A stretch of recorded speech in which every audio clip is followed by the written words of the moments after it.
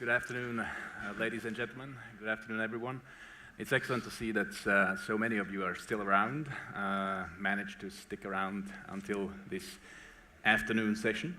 The session is on, has a rather topical theme. It's called From Pyongyang to Damascus, Global Proliferation Challenges. Now, we have the great pleasure to welcome Thomas COUNTRYMAN, the Assistant Secretary for International Security and Non-Proliferation from the US Department of State. Mr. COUNTRYMAN has been a Foreign Service Officer, a career Foreign Service Officer since 1982. He has had postings in Belgrade, Cairo, Tunis, Rome, Athens, always around the Mediterranean in the wonderful climate. But also at the UN, at the Pentagon, at the White House, and I can't even go on listing this because we will use up all our time. So we really have the right man on the spot here to answer to talk about the non-proliferation challenges. And Mr. COUNTRYMAN is also an expert on Central and Eastern European affairs. So indeed, we do have the right man right here. My name is JOZEF BÁTORA. I'm Associate Professor and Head of the Institute of European Studies and International Relations at Comenius University here in town. It's a pleasure to be the moderator of this debate. Now, we have about 40 minutes for this. We started a little bit late. What we will do is we will have Mr. COUNTRYMAN, we will give the opportunity to Mr. COUNTRYMAN to have an opening statement of around 10 minutes, and I'll be very strict about the timekeeping. Then I'll pose a few questions to Mr. COUNTRYMAN, and then I'll open up for questions from the audience. Mr. COUNTRYMAN, the floor is yours. Thank you very much, JOZEF. And I also want to thank all the organizers of the Globsec Forum, our hosts, Minister Lajcek, and especially the people of Slovakia for a very warm welcome. It's wonderful to be here in Bratislava again. I think it's a great topic to review the non-proliferation challenges that we face together, because it reflects well what Dr. Brzezinski said yesterday, that we have a common interest not only in addressing the immediate issues of Europe and the United States, but also in sharing the responsibility of meeting global challenges. And in the field of non-proliferation, while a lot of the analysis may have to do with typical international geosecurity analysis, whether you're talking about North Korea, Iran, Syria, an awful lot of the work is very detailed work that involves not just a constant expression of political unity, but hard work in the field, hard and detailed work that we must undertake together, and in which the United States has no greater partner than the European Union. So in this common effort, as Dr. Brzezinski said, to provide for global security and not simply to leave the global issues to the United States, we continue to rely heavily upon the political efforts and the daily hard work of our friends in Europe. Let me talk a little bit first about the next meeting that I get to go to. Tomorrow I'll go to Geneva, where for the next 2 weeks, 189 states that are signatories to the Non-Proliferation Treaty will prepare for the next big review conference of the NPT in 2015. And here I think there is both good news and hard work ahead of us. As you know, the Non-Proliferation Treaty was based upon a clear bargain among states, that those states that possess nuclear weapons would continue to reduce them and work towards disarmament, that states that did not have nuclear weapons would commit not to acquire them, and that all states could share the benefit of peaceful nuclear energy and nuclear science. And the NPT has been a resounding success in limiting the lateral spread of weapons to a fairly small number of states, much fewer than anyone would have predicted 50 years ago. President Obama, in his very first overseas speech in 2009, reaffirmed the commitment that the United States has to all elements of the Non-Proliferation Treaty. And we'll review in Geneva how far we've come. On the disarmament side, the United States and the Soviet Union, when Presidents Gorbachev and Reagan sat down together nearly 30 years ago, had tens of thousands of nuclear weapons. Today, as we are now in the third year of implementing the New START Treaty, the United States is below 2,000 weapons, heading towards the limit of 1,550, and beginning to plan with the Russian Federation where we can go even further on disarmament issues.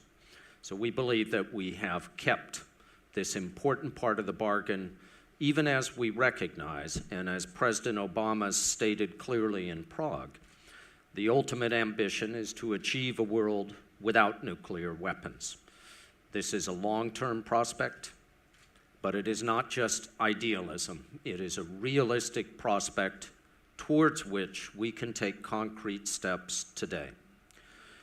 On non-proliferation, we expect the members of the NPT next week to state clearly the non-performance of Iran with its obligations under the NPT and its obligations to the UN Security Council. And of course, we expect there to be strong discussion as well of the nuclear threat posed now by North Korea.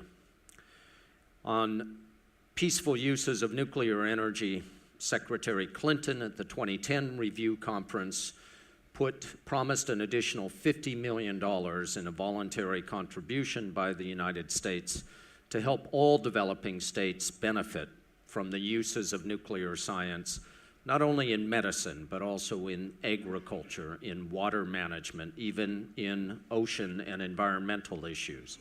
And it's exciting to see the fantastic work done by the International Atomic Energy Agency in this regard in developing countries all over the world. I think the hardest question that we'll face next week in Geneva is the fact that we have not yet delivered on a promise that the NPT states made in 2010 to hold a conference to begin discussion of creation of a nuclear-free zone in the Middle East. Our goal was to do that before the end of 2012. We missed that deadline, but we have not missed the opportunity. And the United States, Russia, and the United Kingdom, which are the co-conveners of this conference, will continue to work hard in order to hold that conference as soon as possible. But it is a responsibility not just of the three of us, but of all the regional states in order to make this a reality. I'll say, moving beyond the NPT conference next week, just a couple of words about the primary non-proliferation challenges that we face, and in part to give you a flavor of how we look at these that may be slightly different from how you see it portrayed in the press each day. In the case of North Korea, the explosion of a third nuclear device has given greater heat to the threatening statements that the North Koreans have long made. We remain resolute in our ability and our determination to defend our allies in East Asia as well as to defend ourselves, but otherwise we are determined also not to overreact to this kind of rhetoric. We will continue with the cooperation of the international community to restrict the flow of hard currency to North Korea, upon which it depends for these programs. And we remain ready when North Korea is ready to do so, is ready to recommit to the denuclearization of the Korean Peninsula that we agreed 8 years ago, to return to a dialogue format with North Korea. In Iran, we remain frustrated and disappointed with the pace of progress in negotiations. But here exactly is a place where it is the unity of the international community that has brought Iran to the negotiating table, although we have not yet succeeded in getting Iran to negotiate seriously on our legitimate concerns. And I give special emphasis to the decision of the European Union, which took a very bold step in instituting an embargo on oil purchases from Iran, because the United States under President Obama has made clear time and again our readiness to pursue negotiations. We have greater international unity than ever before in increasing the economic pressure upon Iran, and we continue to have hopes that this use of this vital diplomatic tool, that is sanctions, will eventually produce a diplomatic success. The window for that success, for achieving agreement through negotiations, remains open, although it cannot remain open forever. And in Syria, in addition to the terrible humanitarian toll that has already been caused by the regime in its efforts to maintain its hold on power, with tens of thousands of Syrian civilians killed, we also have a particular concern about the chemical weapons that Syria holds, amounting to hundreds of tons of chemical weapons stored at several locations around the country. Our first priority, of course, is to deter the regime from using such weapons, and here a clear, loud international voice is again necessary.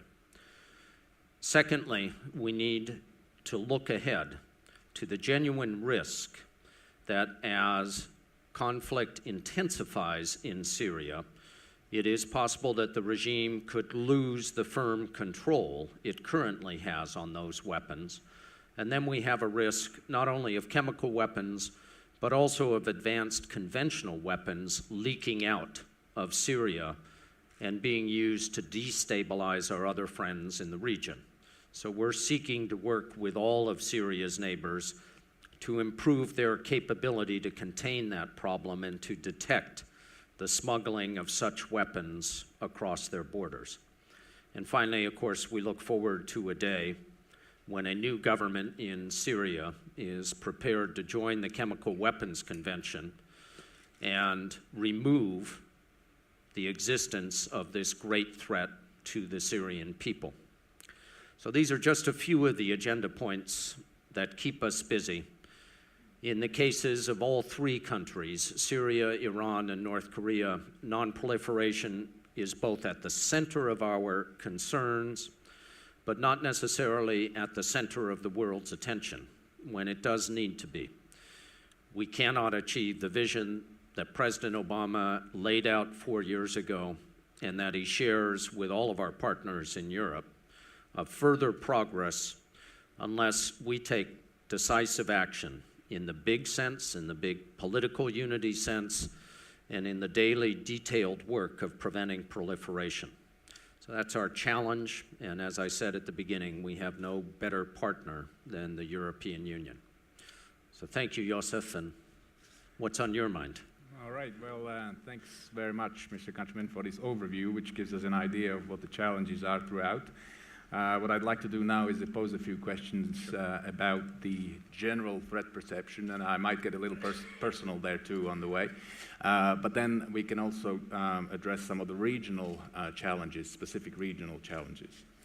Now, of course, we sometimes hear talk that, or complaints that the progress on disarmament has been relatively slow. The disarmament in general is also about the United States itself. So the first question would be, is the US really serious about nuclear disarmament?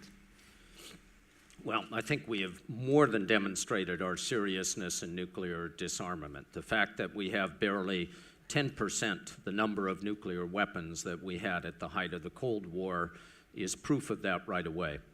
And I think just as importantly, we continue to refine our nuclear posture, our nuclear policy, in order to further restrict the definition of the times that we would even consider deploying such weapons.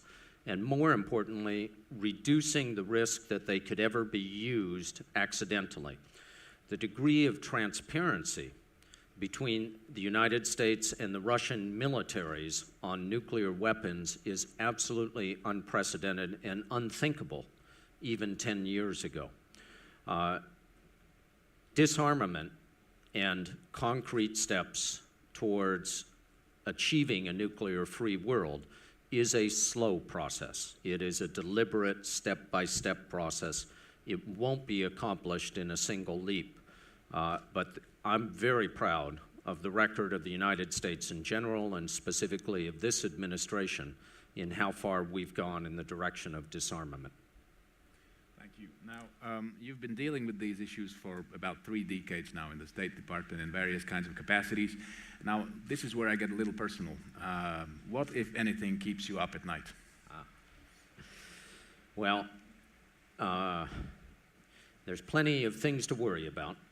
Some of them are low probability, high impact, and others are higher probability, if perhaps lower impact. So to start on the high impact things that worry me, the first is what President Obama spoke about in Prague 4 years ago.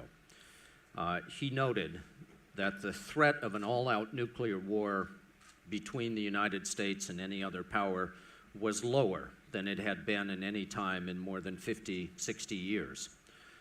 And yet, the possibility that a terrorist group would seek to put their hands on fissile material and create an improvised nuclear device, this threat was greater than ever. And it is something to worry about. But we've had great success in the last 4 years in what the President has called the lockdown of fissile material. Most of the nuclear material around the world that was relatively unsecured is now gone. It's either been downblended. Literally, the United States and Russia have downblended thousands of weapons worth of highly enriched uranium into low-enriched uranium for use in reactors. We've completely removed small stockpiles of highly enriched uranium from 10 countries around the world. Most recently, the Czech Republic, just this month, no longer has fissile material in its borders. So I still worry about terrorist acquisition of nuclear material, but I think we've made a lot of progress in providing security. In the longer run, in terms of possibly lower impact events, but higher priority, all of us need to pay attention to the absolute revolution in the life sciences that is occurring today. I think you should be struck by a statement Bill Gates made last year when he said if he was a young man today, instead of computers, he would go into biological sciences, because this is where the most remarkable projects and innovations are occurring today. The possibility that someone with a fairly a small number of people with an advanced education and very cheap materials could create more pathogenic organisms or entirely new organisms and unleash them on the world is a high probability event. Don't ask me how high, but it is one where we need to pay attention, and we need to continually make sure that we are meeting our obligations domestically and internationally to prepare for the possible outbreaks of any kind of biological event. Now, we talked about the nuclear weapons, but now that you talk about the biological and chemical weapons, how much should we be concerned about those? First, it's my job to be concerned about them every day. I think the chemical weapons, there are only a few states that have not adhered so far to the Chemical Weapons Convention, and several of them are in the Middle East. We continue to press them. We look forward to a day when the Chemical Weapons Convention is truly universal and states have accepted the obligation of a verification mechanism that can demonstrate they are not working on such programs. The United States and Russia still have stockpiles of these weapons that we're still in the process of destroying, and we're behind schedule, but each of us will complete this process in the very near future. The It is possible for small subnational organizations, terrorists, to create chemical weapons. We saw it happen on the Tokyo subway many years ago. And therefore, there has to be a concern that we are prepared with the detection and the response equipment everywhere in the world. But as in the case of nuclear weapons, I think the likelihood of an attack by one state on another state using chemical weapons is lower than ever, the obvious exception today being Syria. On biological weapons, what is fascinating about the topic is that we've seen many different kinds of biological outbreaks in recent years of particular organisms making the jump from the non-human environment into the human environment and causing previously unseen diseases. The best defense against biological weapons threats also happens to be the best defense against either accidental releases of organisms from laboratories or natural outbreaks, and that is a global network aimed at detection and rapid diagnosis and rapid reaction. More and more states are taking that requirement seriously. My bureau promotes biosecurity cooperation with dozens of countries around the world, and there's an effective framework that unites both life science professionals and public security professionals. We're constantly improving our coordination in the framework of the membership of the Biological Weapons Convention, and we'll keep doing that. Excellent. Now, shifting gears to conventional weapons and the new Arms Trade Treaty. Why does the US support that treaty, and how much difference will it make? Well, thanks. This is mostly, I think, about weapons of mass destruction. Last month, I had the opportunity to lead the U.S. delegation at the negotiation of the Arms Trade Treaty in New York. It was a success, and I'll tell you why from several different angles. First, the United States views this new treaty not as an arms control treaty, but rather as a commercial regulatory treaty. It establishes standards for the legitimate international trade in conventional arms, a trade that every country here engages in as an importer or exporter or both. And it says for the first time that all states should have a regulatory system similar to what the United States and the European Union and many others already have, that sets minimum standards, sets a floor for consideration of human rights, of international criminal effects of selling weapons from one state to another.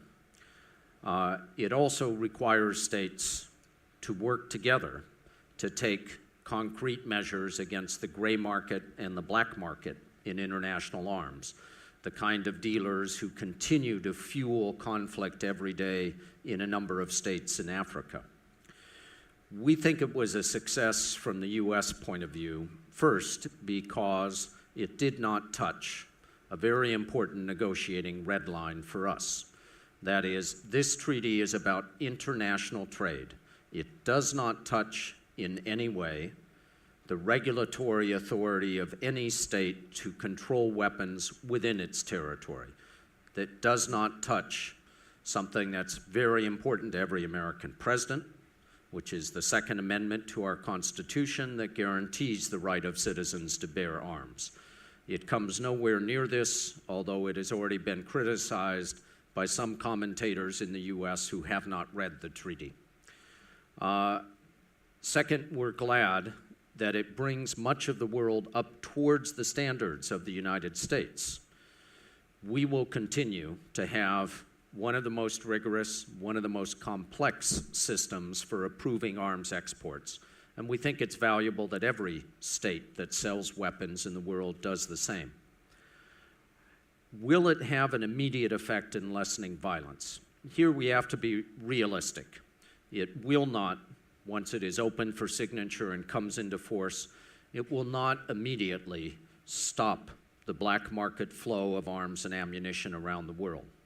But we do believe that over time, it can contribute to a reduction in the availability of weapons and a reduction in violence. And this will be to the benefit not only of thousands of civilians in African states that are divided by conflict, it's also a defense measure. It also makes more safe American military, American diplomats, American civilians, and their European counterparts everywhere in the world. So it's not a revolution in thinking, but it is a groundbreaking new treaty. We look forward to bringing it into force in the near future. Now, moving on from those rather general remarks, general questions, more towards some of the regional challenges. Since we're in Bratislava, most of this crowd will be interested in a regionally specific question, which is European missile defense. And with the U.S. pivot to Asia and the shifting interest towards that direction, there have been some worries, and partly also related to the winding down of parts of the European missile defense. So, to what extent is U.S. really committed to the European missile defense and to the defense of this region in general? Well, not really my field, but I'll give you an answer. I don't believe that Europe has a cause in general to be concerned about an American pivot to Asia. We never left Asia, and we will not leave Europe. Our commitment to allies in both parts of the world is unshakable, it's firm, and it's backed up by resources. In the case of missile defense, the United States is continuing work on Phase 3 under the phased adaptive approach. And recall that it is Phase 3, which we will complete, which provides for the defense of European NATO members against ballistic missile threats. Where we have shifted our attention is in Phase 4 of the adaptive approach, which is intended to protect the United States against the risk of ballistic missile attack from Iran. Because of demonstrated capability of North Korea in recent months to launch missiles of potentially intercontinental range, we're paying more attention to that threat at the moment. But that's about protecting the U.S. homeland, and the commitment we have made as a NATO ally is not only firm, but it is being implemented and it will be executed. Thank you. Now, just before I open up the floor to questions, one last question for you, and that is something which is on a lot of people's minds, and that is the threat from Iran. Now, what exactly do you see as a threat from Iran, and can you really solve it? Well, first, we're determined to stop it. President Obama has made clear that it is unacceptable for the United States that Iran should develop a nuclear weapons capability. There are good reasons to be concerned about Iranian behavior with nuclear weapons. If you've liked the tone and the rhetoric and the temperature of recent statements from North Korea after their third nuclear explosion, you should compare them with some of the statements made by Iranian leaders before their first nuclear explosion. They are equally intemperate and equally threatening to all of their neighbors in the region. A state such as Iran that has shown no hesitation to engage in terrorist activities far from its own borders is not a state that can be trusted to act reliably if it comes into possession of nuclear weapons. So we are determined to do whatever is necessary in order to prevent that outcome. This is not only because it is a threat to all of our friends in the region, but it is also a threat to the very integrity of the non-proliferation regime. I know a number of countries would like to see disarmament move faster and believe that that's the best way to strengthen the non-proliferation treaty That may well be. I can tell you what is the single thing that is most likely to cause the Non-Proliferation Treaty regime to fail, and that is the development of by Iran, of nuclear weapons. In that situation, it will become increasingly difficult to prevent the lateral proliferation of weapons throughout the region. So this is why it's a threat, why we are determined to pursue diplomacy as far as it can possibly go, to use all the diplomatic tools at our disposal, and that includes strong economic pressure, and to rely upon vocal support and physical support from our allies in pushing for sanctions and in pushing Iran to finally address the concerns of the international community. Thanks very much.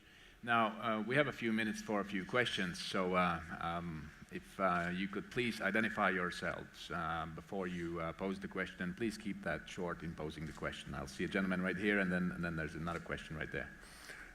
Thank you very much, Rob de Wijk from The Hague, the Netherlands. Can I ask a question about Syria? Because you argued that for good reasons we have to deter the use of chemical weapons by the regime, and we all agree with that. But how to do it? Because deterrence usually involves a degree of using force. Are you willing to use force? And if yes, how are we going to do that in terms of a no-fly zone or whatever? And is there a link also with the discussion that is taking place today on easing the sanctions on Syria? Because that also could create more chaos if this gives more room to maneuver to the rebels. And then something could happen what you described as well, and that is that weapons, including chemical weapons, flee out of the country, and that could also mean more instability in the region. Thank you very much. Thank you, and we'll take the other question right away. All right. And there's a third one right there. So. Thank you. I'm Ayman Mhanna from Beirut, Lebanon. The question is also related to the situation in Syria. You mentioned three risks: the regime using the chemical weapons falling outside the control of the regime, so basically going in the hands of some rebel groups, and a third risk related to both chemical and traditional weapons being smuggled out of Syria. How would you rank these three threats, first in terms of likability, and two in terms of what would trigger an international military response? Thank you. Why don't we take these two questions first, since they're related? They're related and they're difficult, and they go over my head, but I'll give you the best answer I can. First, I understand the frustrations of the Syrian opposition, who see their fellow civilians dying by the thousands from conventional weapons, including Scud missiles being fired by the regime into civilian neighborhoods. They're frustrated because the West seems to care more about the threat of chemical weapons than about thousands dying each month from conventional weapons. That's not the case. The United States shares the heartbreak of the region and the world with the suffering of civilians in Syria today. And we've so far devoted more than $500 million in humanitarian relief to help provide for the needs of Syrian civilians. So on the scale of human suffering, it is clear that so far it is the murderous attacks of the regime that have caused much more damage than chemical weapons. In terms of the risk, if Syria begins to disintegrate and the regime loses its so far strong control over its arsenal, although I worry about the chemical weapons as part of my job, I'm actually a little more concerned about the advanced conventional weapons that Syria possesses. Chemical weapons are not easy to move, and they're not easy to handle. And it is not clear that there are many terrorist groups that would like to hold on to such weapons because they can be a danger to the possessor as well as to the enemy. But Syria has a very large stock of man-pad surface-to-air missiles, of anti-tank weapons that can be very destabilizing to a number of governments in the area. And so in terms of that risk, I actually rate, and they're much easier to move than chemical weapons. So I'm actually a little more worried about those than chemical weapons, though both of them keep me up at night. On the first question, in order to deter the Syrian government from using such weapons, as I said, it's important that the international community continues to speak with one voice and very clearly that this will not be tolerated. President Obama has called the employment of such weapons a game changer. But I'm not able to tell you exactly when that game has changed and what would be the appropriate United States and Western response. There is good reason to worry more each day. A regime that is willing to deploy, that has used as much as a quarter of its Scud missiles in attacks on civilian neighborhoods, it's not a very big step from there to the readiness to use chemical weapons if it feels it will make a military difference. It's hard to believe Syrian government allegations that the rebels have used such weapons. It is the possession of hundreds of tons of such weapons by the regime that needs to be looked into. And that's why we support the United Nations being able to send an investigative team to Syria, not only to verify as much as is possible so long after the fact, but also to serve as a deterrent against any temptation the regime may have to use these weapons again. Thanks very much. We have a question right there.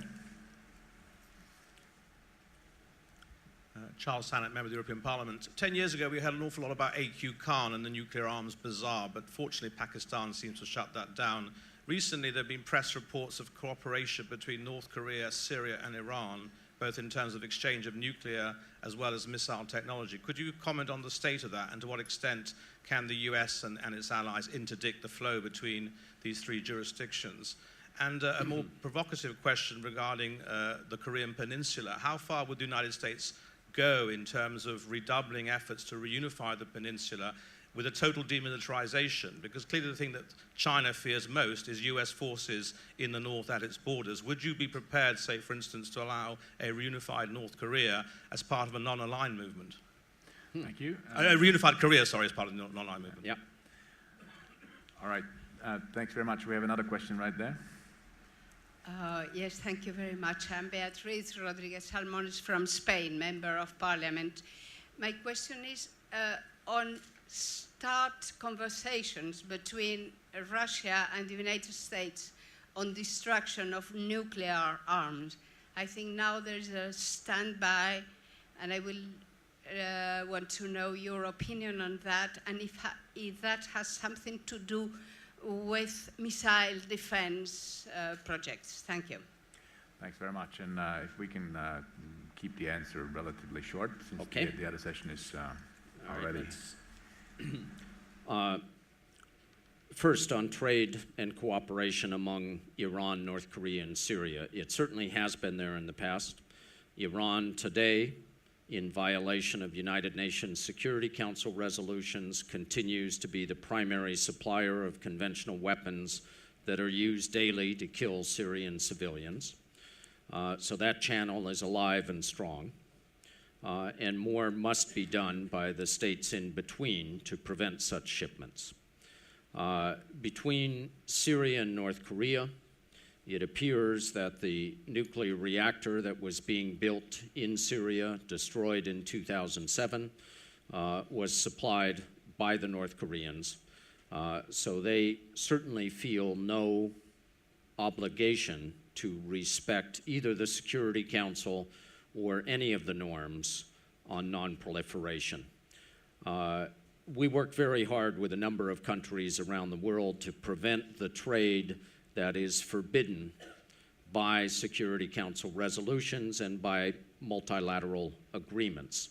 And I think we have a lot of success. I think that North Korea's efforts to sell its low-cost, low-quality weapons around the world are being interrupted more and more, not only in countries like Myanmar, but in other places in Africa. At the same time, we have to recognize that the primary threat of high technology transfer is not among these three relatively low-tech countries. In fact, just as Iran acquired much of its original high technology from European markets 10 and 20 years ago, today it seeks and has built procurement networks throughout Asia in order to draw on high technology available there. And that's where we need to focus our efforts if we want to slow the nuclear and missile programs in Iran. Your question about a reunified and non-aligned Korea is visionary and too visionary for a poor bureaucrat like me to answer. I think the essential point on North Korea today is that this is a moment more than any before in which the United States and the People's Republic of China need to be in close coordination. I think it's an important test of our ability to listen to each other, to respect each other's opinion, to work together, and for China to demonstrate that it is as much of a leader in promoting global security as it says it wants to be. So this is the crucial moment, and I think the most important talks with regard to North Korea are not between the US and North Korea, they are between the United States and China, and that's why Secretary Kerry was there just a few days ago. On New START, we have not finished the implementation of the latest disarmament treaty between the United States and the Russian Federation. It's only 2 years since ratification. We are bringing our respective stockpiles down to the new limit, and we'll achieve that soon. So it's hard to understand some of the impatience the rest of the world feels that we haven't negotiated yet another new agreement. As we get further, the questions become harder for both the United States and the Russian Federation. Questions of transparency, questions of what is an adequate deterrence. It shouldn't be assumed that because we were able to make this agreement, that we could turn around and cut nuclear weapon stockpiles by another big percentage within just a couple of years. It's a deliberate process, it's hard, it requires confidence building. And yes, I think that your observation is accurate from the Russian point of view. Missile defense has been an issue that they do not view as confidence building, even though it is clear from our point of view that this missile defense capability is aimed against a small-scale program such as that Iran is developing and cannot be an effective threat to the much larger program of the Russian Federation. So finding the way to build confidence step by step and turning that into new agreements in disarmament is a challenge. We're working on it. Just this week, the President's National Security Advisor was in Moscow. This will be on the agenda for the bilateral meeting between President Obama and President Putin a couple months from now. Please be patient. Thanks all of you for your patience. Thanks very much, Mr. Countryman. And indeed, it was given the severity of the challenges, of the proliferation challenges that you talked about, it was really reassuring for us in Bratislava to hear the clarity with which you expressed the U.S. commitment to the defense of Central Europe. Thanks very much, and please join me in thanking Mr. Countryman for